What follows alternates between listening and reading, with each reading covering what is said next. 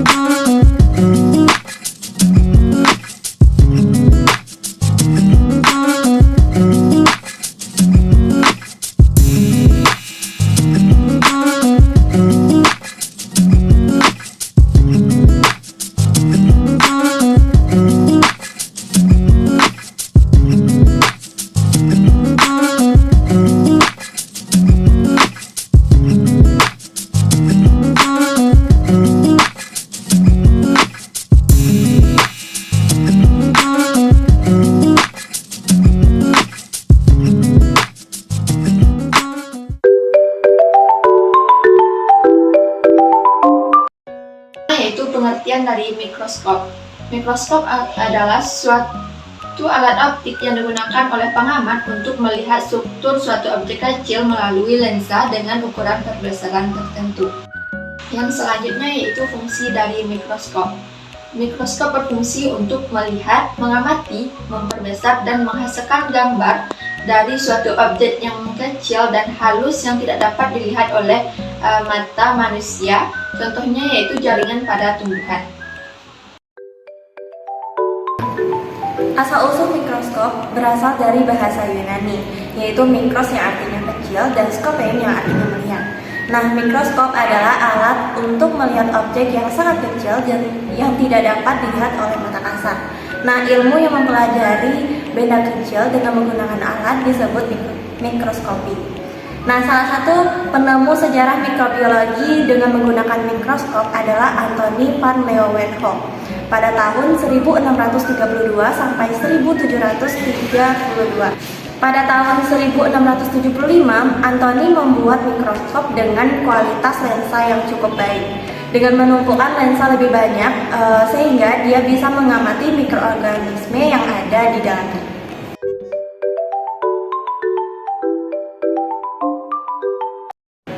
Nah, selanjutnya yaitu penjelasan mengenai prinsip kerja dari mikroskop sederhana ini.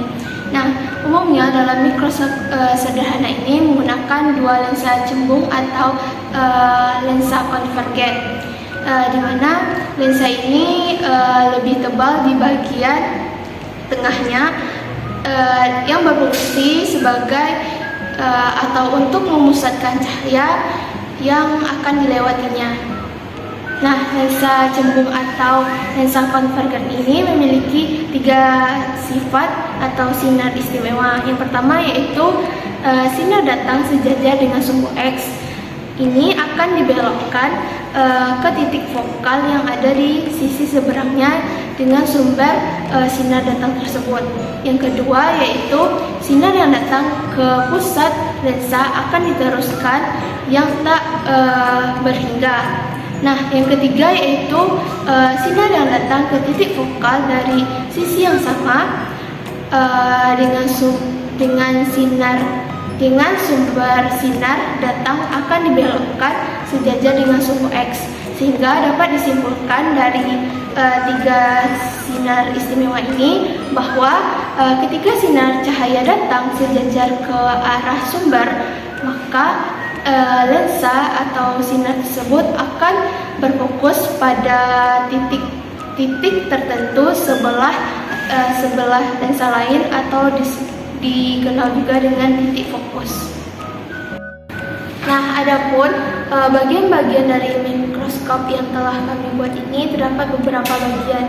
Yang pertama yaitu lensa okuler. Nah, di mana lensa ini adalah lensa yang berada di dekat mata.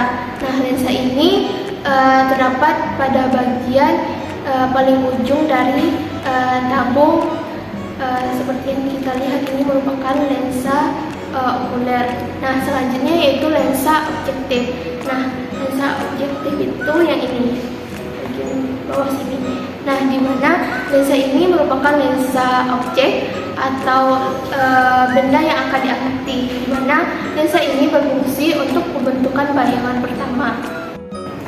Nah, selanjutnya yaitu lengan. Nah, bagian yang saya pegang ini merupakan lengan dari mikroskop. Nah, lengan ini berfungsi untuk memindahkan mikroskop nantinya. Selanjutnya yaitu kaki penyangga. Nah, ini merupakan kaki penyangga yang mana kaki ini berfungsi untuk menampang atau memperkokoh dari mikroskop ini.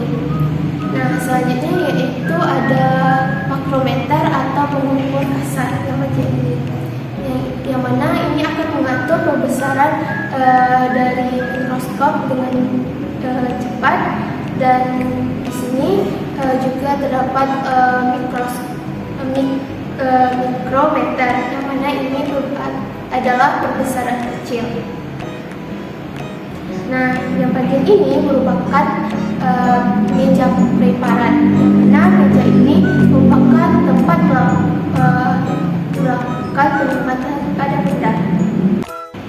Nah, adapun sifat dari kedua lensa pada mikroskop ini baik itu okuler maupun objektif, itu berfungsi hampir sama fungsinya dengan kaca pembesar atau loop, yang mana ini akan membuat bayangan pada lensa okuler ini bersifat bayangan maya, di mana bayangan dari lensa okuler ini yaitu maya karena lensa okuler ini berada di mata kita, berada di depan lensa. Yang kedua yaitu bayangan yang bersifat tegak dan diperbesar. Nah, selain itu pada lensa objektif atau lensa objek itu sifat bayangannya yaitu nyata karena mata kita berada di belakang lensa, selanjutnya yaitu terbalik dan diperbesar. Nah, dari mikroskop sederhana ini semua bayangannya itu diperbesar karena dalam mikroskop kita akan melihat benda-benda yang kecil sehingga itu dibutuhkan perbesaran. Nah, secara keseluruhan bayangan dalam mikroskop ini yaitu maya, terbalik dan diperbesar.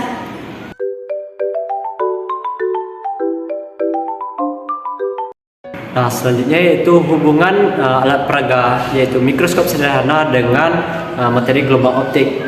Nah, mikroskop sederhana bekerja berdasarkan prinsip pembesaran menggunakan lensa atau kombinasi lensa. Nah, hubungan mikroskop sederhana dengan gelombang optik terkait dengan pembentukan gambar dan pembesaran objek yang tidak dapat dilihat dengan mata telanjang. Berikut adalah rinciannya. Nah, yang pertama yaitu pembesaran lensa. Nah, mikroskop sederhana menggunakan lensa objektif untuk menggunakan cahaya yang melewati objek yang diamati. Nah, pembesaran lensa terjadi karena pembesaran cahaya yang melewati lensa memungkinkan mata melihat objek lebih besar daripada seharusnya. Nah, yang kedua yaitu pembesaran kombinasi lensa.